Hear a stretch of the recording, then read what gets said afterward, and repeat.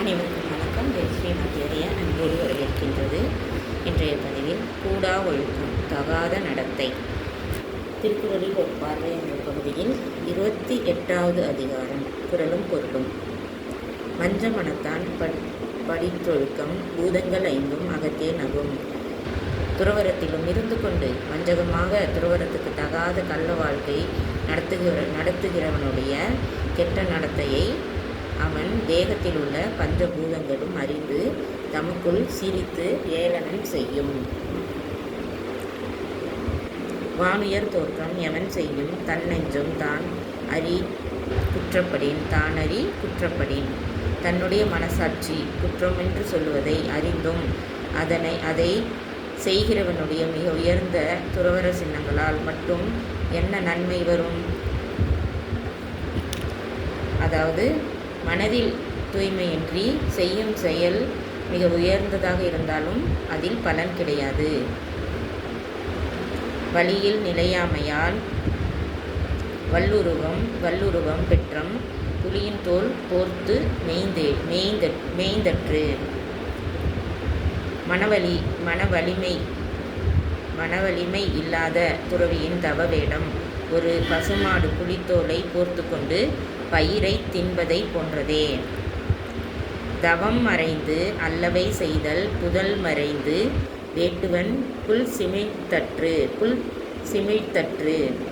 தவ வேடத்தில் மறைந்து கொண்டு தகாத காரியங்களை செய்வது ஒரு வேடன் புதரில் மறைந்து கொண்டு கண்ணி வைத்து பறவைகளை பிடிப்பதற்கு சமானம். அப்படிப்பட்ட கள்ளத்துறவைகளால் பல கேடுகள் விளையும். பற்றற்றேம் என்பார் படித்தொழுக்கம் எற்றென்று ஏதம் பலவும் தரும். ஆசைகளை எல்லாம் விட்டோமென்று சொல்லிக்கொண்டு கள்ளத்தனமாக அந்த ஆசைகளை பூர்த்தி செய்து கொள்ளும் முறை இருக்காது என்று பிறர் நம்பி ஏமாந்து போவதால் பலவிதமான துன்பங்களை உண்டாக்கி விடுகின்றது. நெஞ்சில் துறவார் துறந்தாற்போல் வஞ்சித்து வாழ்வாரின் வன்கணார் இல். ஆகையினால் மனத்தில் ஆசைகளை விடாமல் விட்டுவிட்டவர்களைப் போல் உலகத்தை ஏமாற்றி ஜீவனம் நடத்துகிறவர்களுக்கு ஈடான நெஞ்சழுத்தமுள்ள கொடியவர்கள் வேறில்லை. முற்றிலும் உண்மையானவை. புறங்குன்றி கண்டனைய ரேனும் அகங்குன்றி மூக்கிற்கரியார் உடைத்து. இப்படிப்பட்டவர்கள் குன்றி மணியின் உடல் சிவந்து மினுமினுப்பாக இருந்தாலும் அதன் மூக்கு கருத்திருப்பதைப் போல உடல் முழுவதும் தவவேடமாக இருந்தாலும் உள்ளம் இருண்டு வஞ்சகம் நிறைந்தவர்களான பொய்த்துறவிகள் உண்டு. மனத்தது மாசாக மாண்டார் நீராடி மறைந்தொழுகு மாந்தர் பலர். மனத்தில் கெட்ட நோக்கங்களை வைத்துக்கொண்டு அதற்காகவே துறவிகளைப் போல் வேடம் பூண்டு அதில் மறைந்து கொண்டு தம்முடைய இச்சைகளை பூர்த்தி செய்து கொள்ளுகிற பொய் துறவிகளும் பல பேர் உண்டு. கனை கொடிது யாழ்கொடு செவ்விது ஆங்கண்ண வினைப்படு பாலால் கொளல். அம்பானது கோணலின்றி பார்வைக்கு அழகாக இருந்தாலும் அது கொலை செய்வது. வீணை கோணலாக இருந்தாலும் இனிமை செய்வது. அதுபோல மக்களை அவர்களுடைய உருவத்தால் மட்டும் மதித்து விடாமல் செயல்களை கொண்டே நம்ப வேண்டும். முற்றிலும் நம் நடத்தையை தான் இதில் கூறியுள்ளார் தெய்வப்புலவர் திருவள்ளுவர். மதித்தலும் நீட்டலும் வேண்டா உலகம் பழித்தது ஒழித்துவிடின். உண்மையான துறவிக்கு வேடம் அவசியமில்லை. உலகத்தால் பழியான காரியங்கள் என்று விளக்கப்பட்ட குற்றங்களை செய்யாதிருந்தால் தலையை மொட்டை அடித்து கொள்வது, தலைமுடி தாடி முதலியவற்றை நீண்டு வளர விடுவது முதலான சின்னங்கள் வேண்டியதில்லை. முழுவதும் உண்மையாக இந்த கூடா ஒழுக்கத்தில் அருமையாக நமக்கு பொருள் உரைத்திருக்கின்றார் தெய்வப்புலவர் திருவள்ளுவர். ஒழுக்கம் ஏற்கனவே ஒழுக்கம் என்ற பகுதியில் ஒழுக்கம் விழுப்பம் தரலாம் ஒழுக்கம் உயிரினும் ஓம்பப்படும். அதுவும் இதுவும் தொடர்பு உண்டு.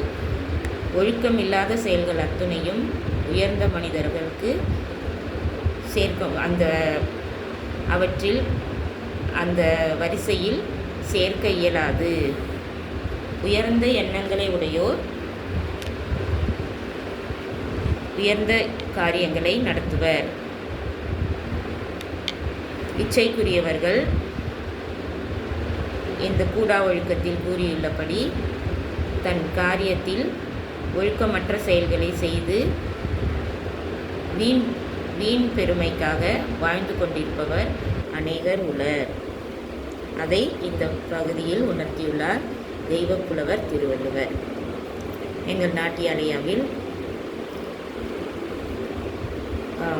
தையல், இசை, நடனம், யோகா, வயலின் பயிற்சிகள் அனைத்தும் சிறப்புற குழந்தைகள் 5 வயது முதல் 60 வயது வரை அனைத்து வயதினருக்கும் சிறப்புடன் கொடுத்து வருகின்றோம்.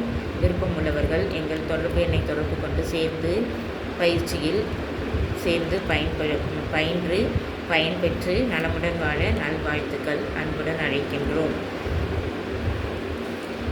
மற்றும் ஒரு செய்தி, குழந்தைகள் அனைவரும் இந்த திருக்குறளை நன்கு பாராயணம் செய்து பொருள் உணர்ந்து உதாரணமாக திகழ நல்வாழ்த்துக்கள்.